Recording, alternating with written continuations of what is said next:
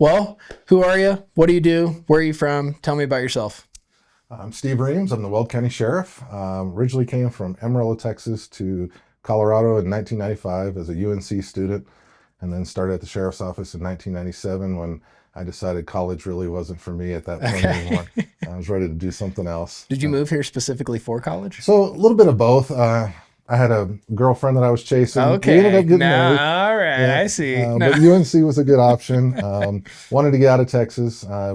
My dad and I had come to Colorado a lot of times on vacation. For some reason, I thought Greeley might be in the mountains, but it wasn't. But I quickly made Weld County my home, and I've lived here longer than I ever lived in Texas. Yep. So this is home to me now. So what happened with the girl? I have to ask. Well, we got married. We were married for about 4 years. Okay. Have my oldest son is with her, but we divorced and went our separate ways, but remained friends throughout. My son's raising. She actually campaigned for me when I ran for sheriff. Great relationship, but just weren't meant to be married anymore. That's good. So just on a personal note, it is always best to maintain an amicable relationship. Absolutely. At least like cordial. Absolutely. If you can be friends, good, but it's like, oh man, it turns into a nightmare when for the benefit of the kid, it was always better for us to get along than to not to. For sure. Okay, so you started 25 years ago, entry level, no experience. Yeah. What does the process look like just for training? And well, back then it was, how do you get your foot in the door? Like I said, I was going to school at UNC and I was looking for something else. I was working out here at the Walmart Distribution Center, which isn't far from where we're at. I worked there for a little bit too. So a lot of good people started. Were you an order filler? I was. No way. Yep. Right here, man. Come on. That's hard work right there. Yes, it is. But I'd always been interested in doing something else. I had this draw to law enforcement. Of course, my parents didn't want me to do that because it's dangerous work. That's what every parent thinks. But my schedule no longer worked at UNC with the order filling job at Walmart, so I had to find something different. The sheriff's office was hiring. I took a stab at that, thinking, well, I'll get my foot in the door, see where it works out. And so I applied for a position they call master control operator, which is pretty low in the totem pole of the sheriff's office. So you sit in a little room and you open doors for guys that work in the jail. I got in, like I said, I got my foot in the door. I did that job for about 5 months, and within about 5 hours of being there, I knew that was home. I knew the sheriff's office was where I was going to stay. I mean, that was it. I was sold. So I worked in the Master Control Center for about 5 months, and then I transferred in as a jail deputy, and it took off from there. I got like a prison guard? Yeah. Okay. Very similar. Is it like the movies where it's like you're beating up the inmates? And I mean, there are those occasions where you have those interactions. It was a lot rougher when I started than what it is now, I think, today. But you're dealing with people. So most of the time the inmates will treat you as you treat them. So that's the majority of what the training is, just learning how to talk and walk with the inmates that are inside the facility. And in the Weld County Jail, it's what we call direct supervision. So you're in the housing unit with the inmates. So the door closes, you're in there with them. Right. It's in your best interest to try to figure out how to work things out. Right. Just as it's in their best interest to try to figure out how to get along with the officer that's in there. So I did that job for about 3 years. Real quick, did you ever develop kind of a sympathy for a lot of the inmates, or was it always just kind of like, you did something wrong? No. You were able to keep it business. So I wouldn't say sympathy. You learn how to empathize with them because, I grew up on the wrong side of the tracks, and seeing how some of these guys ended up, I could have very easily ended up in that same boat. So, it's all a matter of decisions. And most of the time when they get off the dope or whatever, kind of resulted in them coming to jail, they're just humans. And, they're out on the street with you and the rest of the public. You have common ground, you have common things that you know about each other. And some of the best conversations I've ever had with people are at 2:00 in the night, talking to some inmate that, was telling you a story about how he ended up there. There are some redemption stories. There's plenty of folks that come to jail and realize that's not the place for them. And then you see them 10 years later and, they're telling you how impactful that time in jail was. And sometimes they remember a conversation they had with you and you don't even remember them being there. Yeah. So for the most part, it's good people who've made bad decisions, but I've seen some true evil in that place too. Right. But that's not the majority of the folks. Okay. And would you say that the current, the status quo of the prison situation in Colorado, would you say that you're content with that? Are there modifications maybe that could be made? What kind of policies, because I guess the ultimate goal, ideally, is to kind of rehabilitate them into Right. society and improve their lot in life. Maybe give them a skill set that they can apply to the workforce. Like, what kind of policies would be beneficial just to help people kind of reestablish themselves in society? So I think the term I've used with most people is we need to have truth in sentencing. People need to know what the consequence for their action is. So you go down the bad path, you know exactly what's going to happen to you, and there's no ifs, ands, or buts. You do this crime, you end up with this much time. Okay.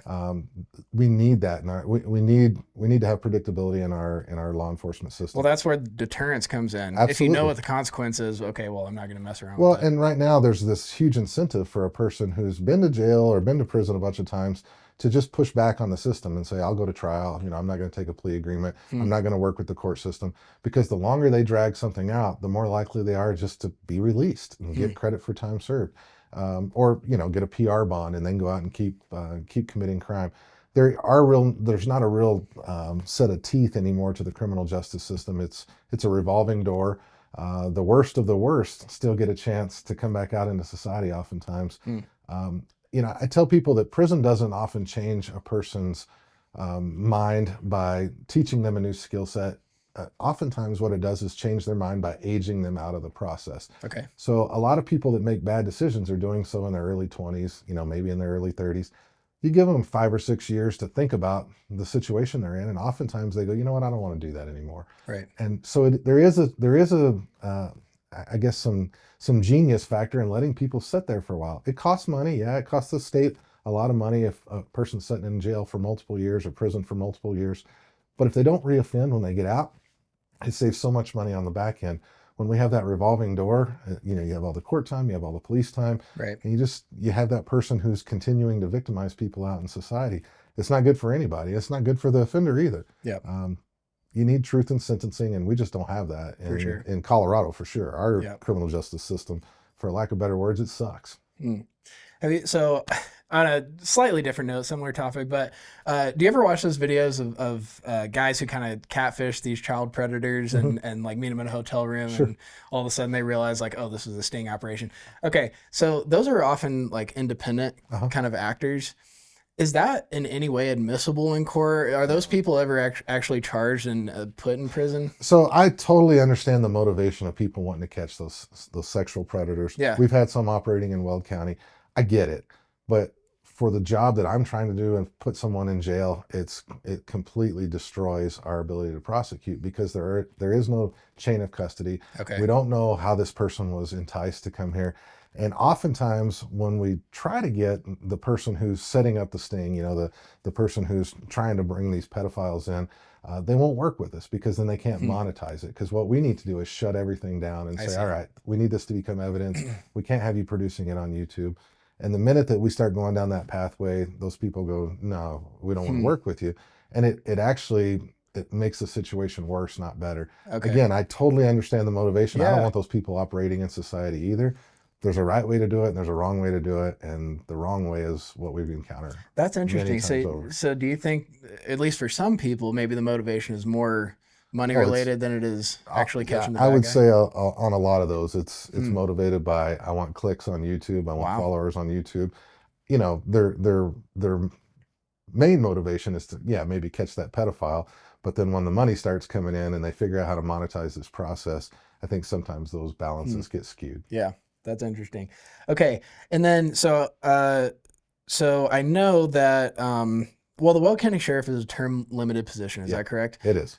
Do you have another term available to you, or is this the last one? I have 1 year, 9 months, and 5 days left. Okay, so who's counting? Everyone told me to ask you, when are you running for governor? I'm not. I don't intend to run for any other political office. And the only reason I say that is, one, politics is worse than what most people believe. It's terrible. You know, the that's crazy coming from a law enforcement. I'd much rather deal with criminals than I would with other elected officials. than politics. So you know what to expect. I'll walk through my jail. I know exactly what to expect from the inmates. You walk through a political event, you have no idea what you're going to run into. And you don't know what people's motivations are. Another nasty thing of being in politics is how much money's involved, and you're always asking people for money Yeah. to support you, and that's it's the nature of the beast. But that's not how I'm geared. I didn't get into law enforcement to become a politician. I ran for office because I thought it was the best way to represent my agency. I didn't do this as a stepping stone. I didn't do this as an attempt to run for something else. And I'm honored by the fact that people say, "Hey, will you run for governor? Will you do this?" And at the same time, I scratch my head because I think I'm a terrible politician because I just say what I'm thinking. And But that's why you're the best well, politician. so that might be, but it only takes you so far, right? Like people, not everyone supports my ideas. Sure. And in this state, Weld County is great. I can say the things I need to say. I can go after the bad guy. We can call it what it is on different issues. But on a statewide level, I'm hated in a lot of places in this state, and I fully understand that, and I'm okay with it. And I think I'm okay. I'm okay with it because I know the job I'm doing is right by the people who believe in the rule of law. Right. So you're term limited, so it is going to come to an end soon. You've been doing this for 25 years. So if you're not going to, pursue some higher level office, what's next for you? I don't know. I keep telling people I got to figure out what I'm going to be when I grow up. Who wants to grow up? It's 27 years. It'd be 29 if I finish out my term. Okay. So it's a long time. Yeah. I haven't even applied for a job in, it'd be almost 3 decades. I don't even know how anymore. It's all digital now. Yeah. Well, I did apply. I put my name in the hat for some positions in the Trump administration. We'll see what shakes out there. I think I could fill some roles in different places in the federal government. Is there a position that you would most want to do if you were given Sure. the opportunity? Yeah, there's the U.S. Marshal position for the state of Colorado. That's oftentimes filled by a sheriff or a former sheriff. Okay. That would be a great position. I've worked with the Department of Homeland Security a bunch throughout my career. So positions in that realm wouldn't be terrible, but I don't want to run for office anymore. I don't mind being remotely involved in politics because everything in the Trump administration is political at this point. I understand politics. I understand the need for it. I just don't want to be the guy who's asking for votes anymore. And then do you have someone who you would like to see as your successor? Yeah. There's a man named Matt Turner who's running to replace me. He's already announced. I think he'll be an upgrade for the office, and I say that very fairly. I think that requires a lot of humility to say that. Well, I think he'll advance the ball. I think when I came into the office, I think I moved the sheriff's office forward. I'm leaving it better than I found it for sure, and I have enough faith in Matt that I think he'll do the same thing. Yeah, I wouldn't be endorsing him if I didn't. So yeah, for sure.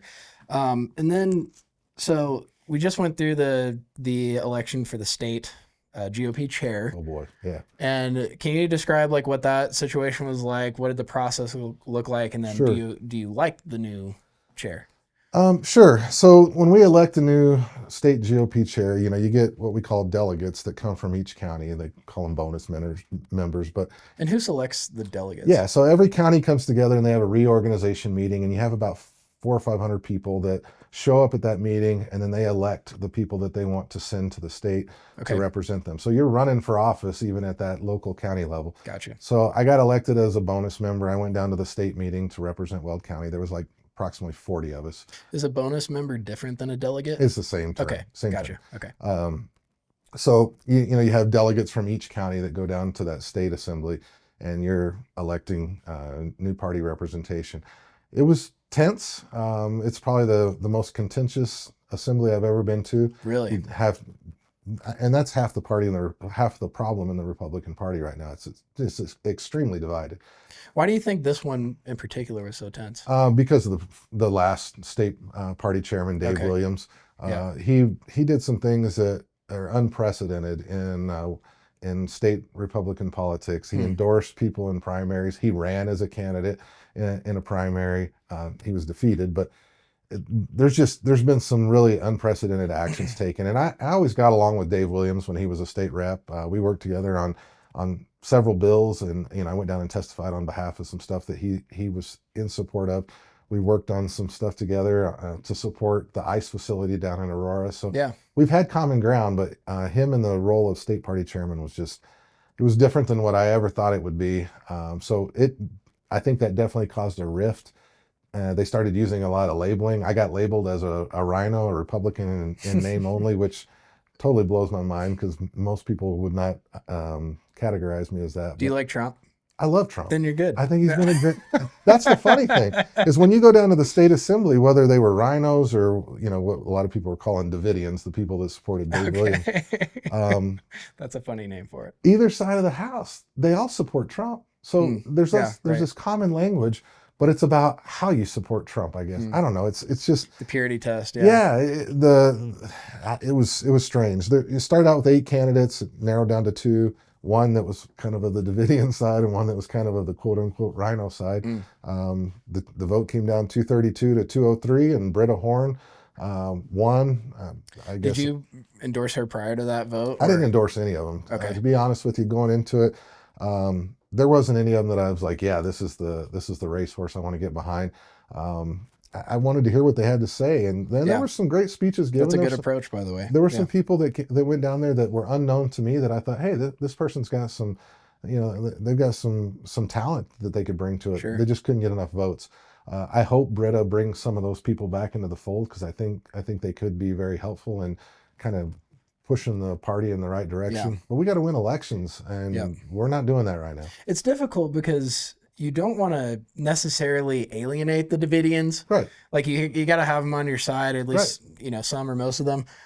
So you don't want to totally just trash everything that they've ever done. And so you got to demonstrate some level of respect, but at the same time, you got to cater to the will of the people who voted for a new type of leadership. That's exactly right. Okay, so you briefly mentioned immigration. So I know, like Aurora, particularly, that was brought up by Trump, I think, in the debates. Yep. Or was it the debates? Anyway, but there was a big story about them taking over apartment complexes. Is that kind of leached into Weld County at all? Do we have significant issues with immigration, or we definitely have issues with immigration. I mean, we have people who are here illegally, and we've had people who are here illegally for a long time. The approach to dealing with those folks have changed every 4 years. This is the most aggressive approach I've ever seen, and it's the best approach I've ever seen because, quite frankly, there's just been no concerted effort to try to deal with folks that are, one, here illegally, but then 2, they're here illegally and they don't care about the rule of law in this particular country. I had a deputy killed by an illegal immigrant that had been here for quite some time, had a history of DUIs and crashing cars, and of course that's how he kills my deputy. And he should have never been here in the first place. Right. So was that gang related at all? Or had no gang ties. Yeah. When you start looking at gang ties, are there some in Weld County? Of course there are. That's just the nature of the beast. Do we see the TDA, the MS-13, the same way as it is in Aurora? No, because we don't have that population center that supports it. Yeah. There's no way for those folks to make money then through illegal activity. Illegal activity typically rotates around drug sales or moving drugs. We still crack down on stuff in Weld County. It's not to say that you don't have criminal issues, but we prosecute offenders, we arrest offenders. The police to citizen ratio is way better in Weld County than it is in a lot of places. Yeah. And people aren't afraid to contact law enforcement in this area. It's a little different in Aurora. It's a little different in Denver. Them Windsor cops will get you, man. If you're going 2 miles an hour over, boom. So think about that. If Windsor can focus on traffic and they can really, if they can focus in on something like that, it tells you that the other stuff isn't that bad. Right. And it's kind of that way for a lot of places in Weld County. So then when we do have something that gets on the radar screen that needs to be dealt with, no matter what agency it is, they typically handle it the right way. I mean, that's good. We can swing the stick when we need to. Yeah. So. And then with deportations specifically, is that something that county or even local law enforcement is responsible for typically, or how does that process work? So there's definitely a division in labor there. That when you're dealing with ICE, that's a federal issue. I don't have any enforcement angle as a local law enforcement guy. The local police don't have any enforcement angle. We can work with ICE, we can be of assistance to ICE. Yeah. But ICE or Border Patrol, they have the jurisdiction in those matters. We don't have any legal authority. Where the cross section happens most with a sheriff's office is when those folks get arrested for other crimes, DUI, domestic assault, whatever, and ICE has an interest in them. Mhm. In the state of Colorado, it's very, very difficult for ICE to deal with the local sheriff and try to figure out, hey, how can I get this guy? Because our state lawmakers have tried to create barriers through I the got you. passage of So you laws. think that's by design? Oh, it's Okay. 100% by design. Yeah. So ICE, what they used to do is give us a thing they would call a detainer, and it was basically a warrant.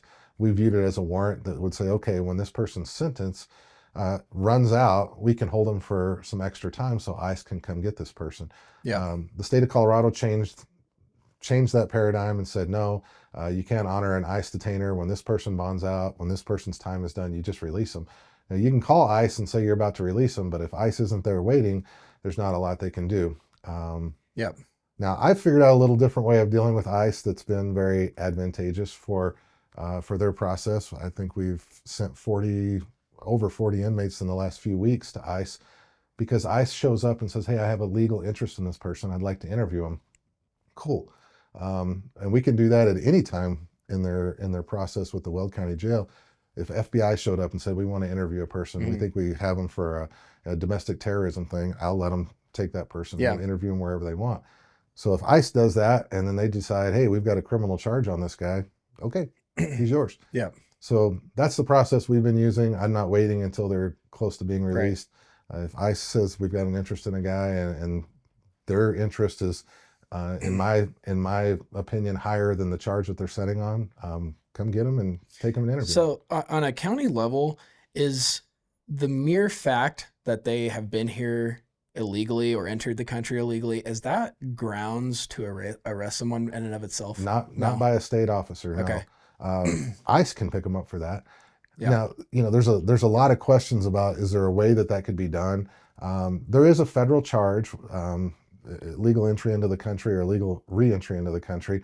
I won't get too technical with you, but if the feds would file a criminal charge, if they would file that criminally and put a warrant in the system, then local law enforcement, county law enforcement would be mandated to arrest that person on that federal charge. But they're not doing that right now? No, there's two different kinds of law. There's criminal law and there's civil law. Gotcha. And most everything they do with immigration is on the civil side because it's quicker. They don't have to appear before a judge. Yeah. The ICE officer basically acts as a judge.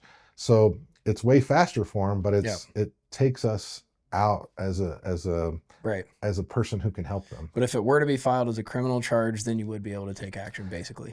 Well, absolutely we would. The problem is there's not enough court system to even remotely support. Okay. I mean, you've got millions of illegals here, and you don't have a court system that's even remotely prepared to take that. Okay. Moving forward. Sure. I did want to say, I bet a lot of people are disappointed to hear that you're not running for a higher elected office, but my mind could always be changed, but right now it's definitely not there. So a two-part question here. So who do you think would be on the Republican side? Who do you think would be best? Who do you think would have the highest chances of winning a Colorado gubernatorial election that we have right now? And then secondly, maybe they wouldn't stand the highest chance, but who would you most like to see? Boy, that's a tough question. I would tell you that our bench on the Republican side is pretty depleted. I think the common names that a lot of people are used to hearing don't have a lot of chances of getting elected to those higher offices because of the political baggage they bring with them. Okay.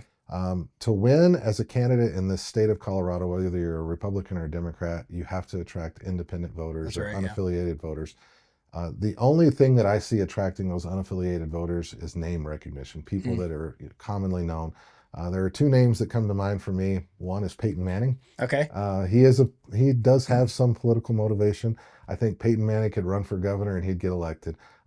He'd be foolish to run for governor for obvious reasons. He'd be cutting himself out of all kinds of opportunities for money. The other guy that would you say he's sufficiently like Republican enough? I think if you were going to apply a purity test, would you say that? Well, from what I know of him, yes, I think he is. I think John Elway is kind of another one that you could throw out there. Again, you're talking about two former quarterbacks from the Denver Broncos. The dark horse candidates that I see having a really good chance is Dan Caplis. He's a radio personality out of Denver. He advertises relentlessly on every radio channel out there for his law firm, and he's pretty well known. I mean, he'd still have to do a lot of campaigning. He's a Republican, but he's not a far right Republican. I think Yeah, he could resonate with voters, but it'd still be a heck of a campaign that he'd have to put on. for sure. But I think he could do it. Yeah. Well, I mean, at minimum, you have to have someone who genuinely believes that Colorado can be flipped. Yeah. You know, I talked to Hunter about this a little bit a couple weeks ago, but I hate the mentality that, oh, it's a blue state and there's nothing that can be done about it. I'm like, so if the right personality can do it, and I think, yeah, like you said, they have to believe that they can do it, and they also have to be an excellent communicator. You know, so a guy that does a talk radio show, or a guy like Peyton Manning that can, you know, he can narrate a football show every Sunday. You know, do you think Peyton would actually run? I don't know. I'd love to see him try it. Are there like rumors that he's considering it? No, I don't think there's any rumors out there. But we can start it. Yeah. I mean, we're starting the rumor right here. I'd love it. I mean, I think it'd be great. You know, I mean, Arnold Schwarzenegger ran as a Republican in California. That's right. And got Yeah. elected. I was thinking that same thing. If you're looking at the model for where it could happen, I mean, that's kind of proof positive that you get the right name. Yeah. People will go. And Peyton Manning's not a stupid man. I mean, he's one of the most brilliant minds in football for a lot of years. You apply that same brain to politics, and it could be pretty fascinating. So yeah, well, that's good. Okay, well, I got to show you something. I was waiting for the time to do this. Okay, hold on. Is this your concealed weapons permit? All right. There you go. All right. Perfect. I have Steve Reams' autograph right here. So when he gets famous and when he does run for governor one day, I'll be able to say I have your autograph. We'll see. Which, by the way, that was a few years ago. Okay, so I wanted to ask you about SB 003. That's the big Colorado bill that's making national news right now. I'll start by asking, what do you think the prospects of that actually becoming Colorado law are? Unfortunately, I think they're good. You know, I think Governor Polis is motivated to sign a gun bill, and I think his staff worked with quite a few of the legislators to say these are the things that, you know, the governor would be willing to sign for. I know he's getting a lot of political pressure from both sides of the aisle, to include the Pueblo sheriff down in, the sheriff down in Pueblo, Dave Lucero. I mean, he's a staunch advocate against this bill. So if Polis is listening to his own constituent base, he'd be smart to veto it. But I just don't know if he has the political will to do it. I think he's going to sign it or let it go after 10 days, and it'll just become law. And what is really like the crux or the operating language in that? Like, what kinds of guns would that disallow? Well, and what would be the punishment? So the easiest definition of that is if it has a detachable magazine and it has a gas chamber that causes the gun to circulate. So semi-automatic. AR-15 is, you know, that's what they're aiming for. But that sounds like it would apply to any semi-automatic weapon, basically. Well, maybe a lot of handguns don't necessarily fit that definition, but that's the problem. Is there's a section at the end of that bill that is probably the most problematic piece in it to me of all, and it kind of went unnoticed, but it gives the Attorney General the authority to kind of make decisions about what guns should and shouldn't be. So they could selectively apply? Yeah, so I think they could become very sweeping and say, oh, well, you know, our understanding of what a semi-automatic gun is, it's gas operated, because quite frankly, every gun has a gas explosion that happens when it's fired. Yeah. So long story short, it's a terrible bill. I don't think it's constitutional on face value. But the problem is, like, if they delay the implementation of the bill, or, you know, even if it's immediately upon signature signed into law, it has to harm someone, and then we have to go into the whole litigation process, which could take years. Yeah. And the meanwhile, we're all kind of, you know, muddling our way through this thing, and it's just a cost barrier that requires people to, you know, take classes that are unnecessary, to come to my office and get a background, so that they can go get yet another background when they go to buy the firearm that they want. I mean, it's redundant, it's stupid. There's a ton of barriers that make no sense. But I'm going to be, as a sheriff, I'm going to have to be in the middle of all this, which I'd like to just say, no, we're not going to do it, but then I'd be denying people their ability to go out and purchase the weapon. So I'm really in a quandary. I'm going to try to make it as painless as possible. If we have to implement this, I'm going to try to do it with no charge from the county. But there does become a point where I may have to hire people, and then, okay, how do you pay for those people? Well, that's a fee process oftentimes, unless the county decides they want to absorb the cost. And it's ugly. It's not necessary. It will do nothing to stop crime in this state. This may come as a shock, but criminals don't care about gun laws when Right. they're going to go kill Yeah. somebody, when they're going to steal a gun. They don't care. Right. All this does is go after law-abiding citizens. That's the point that is missed by so many Democrats, I think. It's already illegal to murder someone. Yeah. If you're willing to do that, the barrier of, well, you have to have a background check to buy the gun. Yeah. It's like, what is that going to stop you? The proponent for this bill is Tom Sullivan, and he lost his kid in the Aurora Theater shooting. That's his motivation for every gun bill. I totally understand that.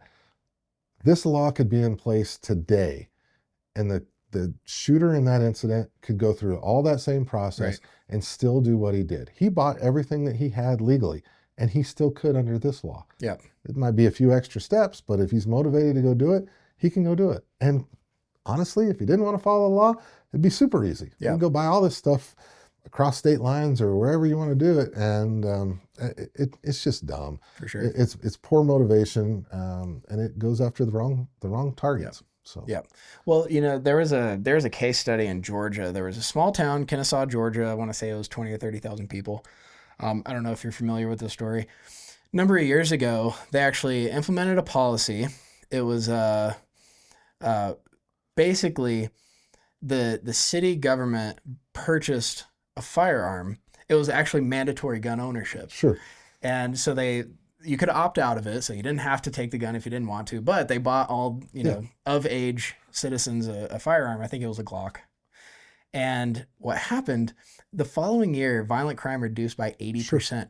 So when you were discussing the Aurora Theater shooting, that's the first thing that comes to mind. If actually people were encouraged and there was a very high likelihood of a good law-abiding citizen in the room who had a firearm, sure, the damage from that mass shooting would have been significantly lower. Absolutely. And so in my opinion, guns actually save many more lives. If you look at the net benefit of guns, it is overwhelmingly positive, even just through the deterrence, even if you don't have to use it. I'll give you that on a local scale. When I took over office, there were 11,000 concealed weapon permit holders in Weld County. There's 27,000 now. Wow.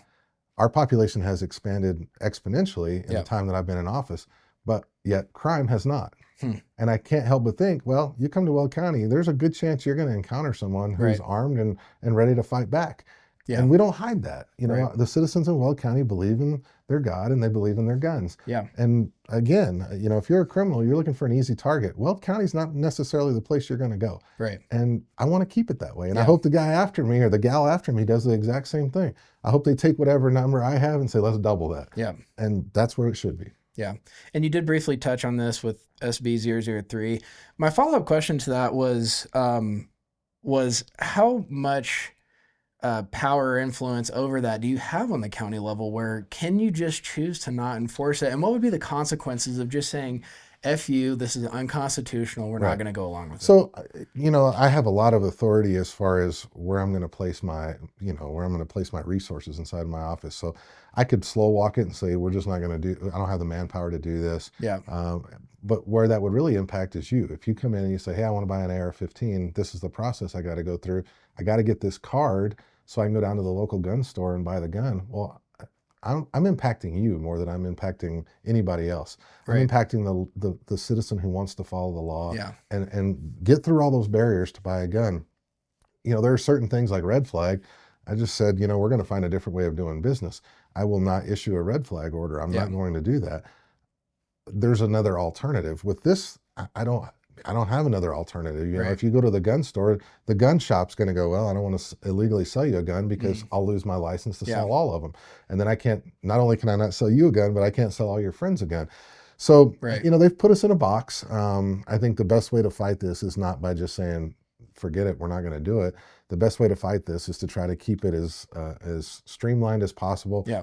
Let it take its course and then fight it in the courts and hopefully overturn it. I don't think it can upstand to constitutional muster. Yeah. But you got to get there. Yeah. So it's just kind of that intermediate period. Maybe it takes a couple of years to get through the judiciary, but I think Wyoming's going to sell a lot of guns. Yeah. Kansas is probably going to sell a lot of guns. I mean, it's what's going to happen. Yeah. It's just like when. What about if someone did purchase the gun illegally under Colorado law, but maybe it was legal under Wyoming law?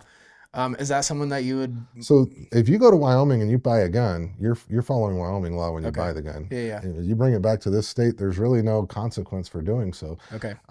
You drive across the county line or drive across the state line and buy a gun in Wyoming from a private individual. Yeah. There's nothing that stops you from bringing it back here. So what would happen? So let's say I'm in Denver, so not Weld County, clearly. If I'm in Denver and I'm driving, I get pulled over for speeding ticket or something. Well, I have an AR-15. It's in a case, but it has a detachable magazine.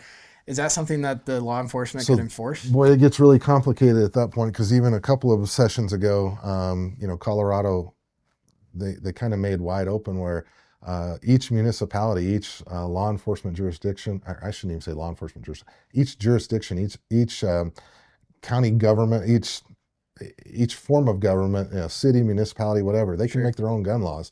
So I can't tell you what Denver's going to do. Yeah. That's the problem of owning a gun in this state. There is no clear path for what your gun ownership looks like. Yeah. So Denver can outlaw concealed carry, and until that's challenged, it has the right of law. Yeah. I can tell you what the law is in Weld County. I can tell you where you're safe here. That's why a lot of people move to Weld County. We're not going to enforce that crap. That's awesome. Outside of that, I can't give you any predictability. Yeah. All right. So with our last minute or two here, is there anything that we didn't cover that you wanted to say? Any important issues right now? Politics is not a sideline sport. And a lot of the things that we discussed here today, and that's just the tip of the iceberg, it happens because people stay on the sideline. You have to be your own best advocate for where this state goes. You can't expect someone else to do it for you. Right. It is a contact sport. When this stuff's going through the state house, when your legislators are passing dumb bills, it's your job as a citizen to get engaged and get involved. If you sit home on the couch and you scream at your TV, you're the problem. Yeah. If you haven't gotten up and called your legislator, written them a letter, sent them an email, gone down to the Capitol to testify, you are the reason you get the government you get. If you want good people to run for office, you have to give them an environment where they want to run. We haven't created that environment in the state of Colorado, not for conservatives. So you get the government you get, and we're our own worst enemy. Don't sit on the sidelines. I like it. Well, I have a lot of respect for you. Is there any social media or website, or how can people support you if they want to get behind you? I think a lot of people do support you already, but yeah, I've got quite the following on Facebook. I'm old, so that's where most of my information goes out. I'm not a YouTube guy. I have a Twitter account, but I think only ugly things happen on Twitter. So when I want to post something really ugly, I'll go to Twitter. But you can find me at the sheriff's office anytime. My email's pretty easy to find, and that's the way a lot of people contact me. They'll contact me through Facebook or email me at the office. Like I said, I'm pretty easy to find. Yeah. So I'll try to respond to everything I get, but I get a lot. So cool. Well, Steve, I appreciate your time. Thank you so much for doing this. We'll have to do it again one of these days. You bet. Yep.